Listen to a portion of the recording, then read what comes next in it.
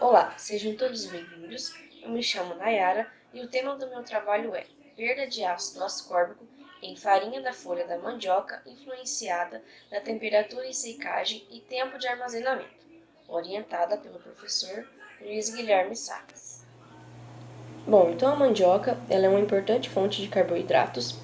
Elas têm fontes alimentares não convencionais, nutricionalmente ricas, de baixo custo de ampla disponibilidade. Então, vêm sendo utilizadas como alternativas no combate à desnutrição. Dentro de outras formas também encontra-se a farinha da folha de mandioca. Então, essas são folhas verdes de plantas que têm se mostrado uma boa fonte de proteínas e, portanto, uma fonte alternativa de alimento no combate à desnutrição tanto indiretamente na forma de ração animal quanto diretamente na dieta humana. Então, assim, elas apresentam baixo custo de produção, pois as folhas são consideradas resíduos e não competem com o principal produto comercial. As raízes, porém, sua toxicidade devido à presença de cianeto, podem restringir seu uso na alimentação humana. Entretanto, o processo adequado de secagem das folhas da mandioca, eles podem reduzir o teor de cianeto na farinha da folha da mandioca. No processo de redução do teor de cianeto em folhas de mandioca para o uso alimentar, pode haver perdas de nutrientes como o ácido ascórbico, que é a vitamina C, que pode ser oxidado no processo de secagem, principalmente se for feito a quente na presença de oxigênio. Pode ser uma substância termolábil, é provavelmente que ocorram perdas de ácido ascórbico durante o processo de desidratação das folhas da mandioca. Então, o objetivo desse trabalho é avaliar a retenção de ácido ascórbico durante o processo de secagem das folhas da mandioca. Então, a metodologia utilizada, as folhas após colhidas, as folhas passaram inicialmente por uma pré-secagem, em temperatura ambiente por 24 horas. Em seguida, as folhas da mandioca foram desidratadas em estufas em diferentes temperaturas, 40 graus, 60 graus e 80 graus Celsius por 24 horas. Após a secagem, as folhas foram trituradas em moinho à faca para a obtenção da farinha da folha da mandioca. Dos resultados e discussão: a composição química da folha da mandioca. Então, a umidade da mandioca que ela apresentou nas folhas verdes foi de 71,1% antes de secar, com desvio padrão de 2,7%, a proteína bruta de 20,5%, com 1,3% de desvio padrão, lipídios totais 3,1% e 1,5% desvio padrão, e as cinzas, que foi 5,8% e 1,3% de desvio padrão, carboidratos mais as fibras 70,6%, com desvio padrão de 2,2%, a acidez titulável de 3,5% e desvio padrão de 1,5%. O teor de ácido ascórbico em farinha da folha da mandioca fresca e secas em tempo de meia-vida, em amostras de 40 graus, 60 graus e 80 graus por 24 horas por ventilação forçada.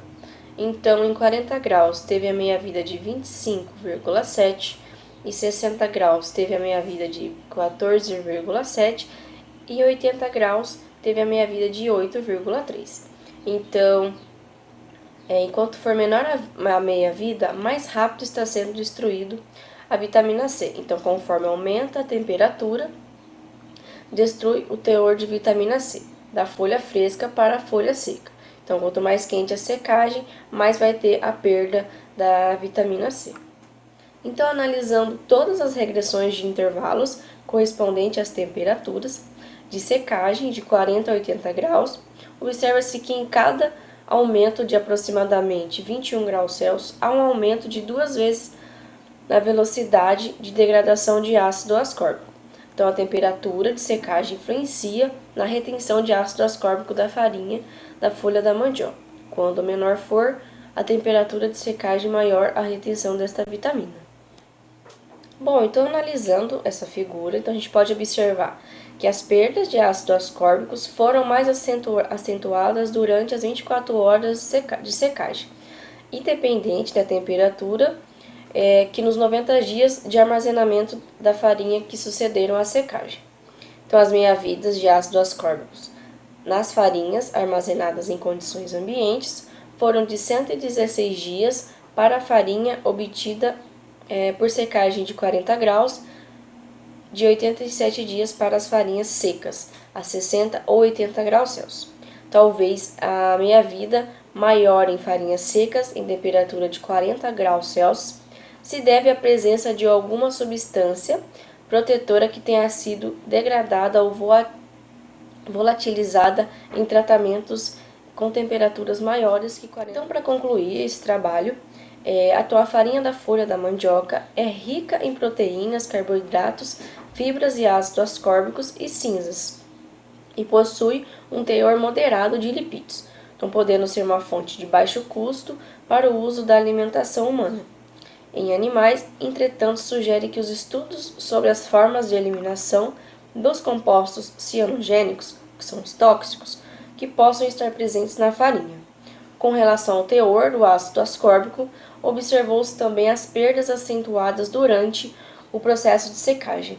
Contudo, o teor residual pós-secagem apresentou razoavelmente estabilidade no armazenamento de temperatura ambiente. Bom, então eu queria agradecer à Fundação Araucária pela Bolsa da Iniciação Científica de Inclusão Social e ao meu orientador Luiz Guilherme Sachs. E aqui estão as referências que eu utilizei para fazer o meu artigo. Muito obrigada.